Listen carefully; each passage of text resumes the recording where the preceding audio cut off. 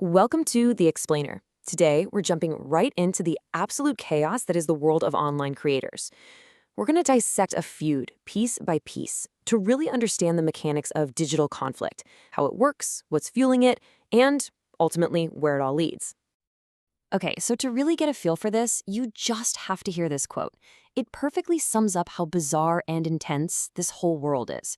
He tried to boy band me to death. I mean, what does that even mean, right? It sounds like complete nonsense, but believe it or not, this is the actual language they're using on this digital battlefield. All right, so when you look at this stuff, it's so easy to just write it all off as meaningless internet noise, just drama. But here's the thing. If you look closer, underneath all the wild accusations and insults, there's actually a clear pattern. There's a structure to the chaos. And today, we're going to map it all out for you. And this is really the key point I want you to get. What looks like just random people yelling at each other online is actually a super structured conflict. It has its own rules, its own targets, and yeah, its own weapons.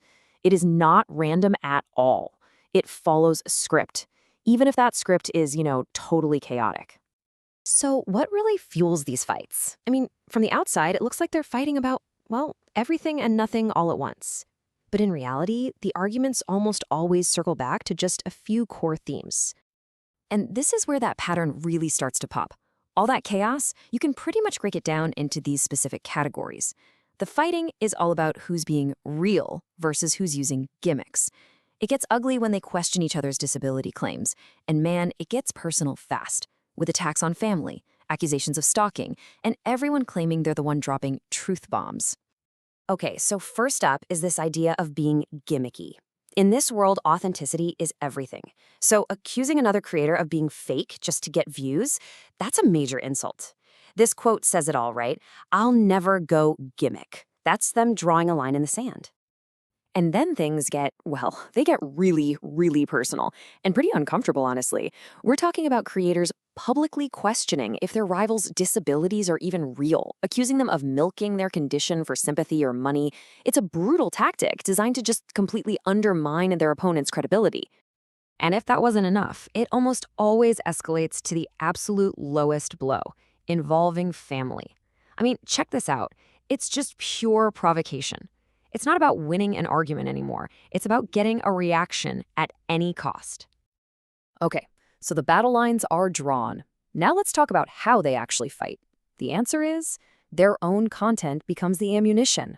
Seriously, every video, every song, every single live stream becomes a potential weapon in this ongoing war. And their tactics are, creative, I'll give them that. You've got everything from AI-generated diss tracks making fun of rivals to something called live stream sniping, where they react to their opponent's live stream as it's happening just to mess with them.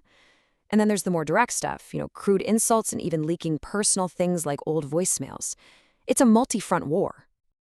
But it goes beyond just making attack content. To really get an edge, these creators have learned how to manipulate the platform's own rules and features. They're turning the system itself into a weapon. Just look at this. It's basically a 3-step playbook for how to get a rival's channel taken down. It's so methodical. First, they claim protected status, like being a disabled veteran.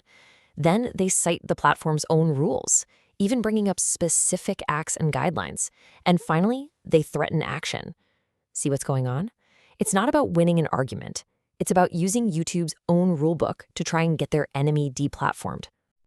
And the manipulation gets even deeper. They'll disable live stream chats to completely control the narrative. They'll block not just their rivals, but their rivals' fans. And get this, they'll allegedly use dozens of alternate accounts, some say up to 35, just to get around those blocks. There's even suspicion that they use bot farms to inflate their stacks, all to create this false sense of popularity. So, what's the end result of all this attacking and sniping and reporting? Does anyone ever actually win? Well, no. Not really. What it creates is this self-perpetuating vicious cycle. It's a battle that just feeds itself. There's this analogy from our source material that just nails it. It calls the whole thing an endless circular firing squad. And that's perfect, isn't it? Instead of putting their energy into making their own stuff better, they just aim all their fire inward, at each other. It's a battle with no end in sight. And that's really the heart of it. They're trapped. They're stuck in a feedback loop where every single attack just becomes more ammunition for a counterattack. A diss track gets a reaction video, which gets another diss track, and on it goes. The feud never dies, because at this point, the feud is the content. So all this leaves us with a really big question, doesn't it? In this online arena that's built entirely on views and reactions, where exactly is the line? Where does entertainment end and real, actual harassment begin? It's something to think about.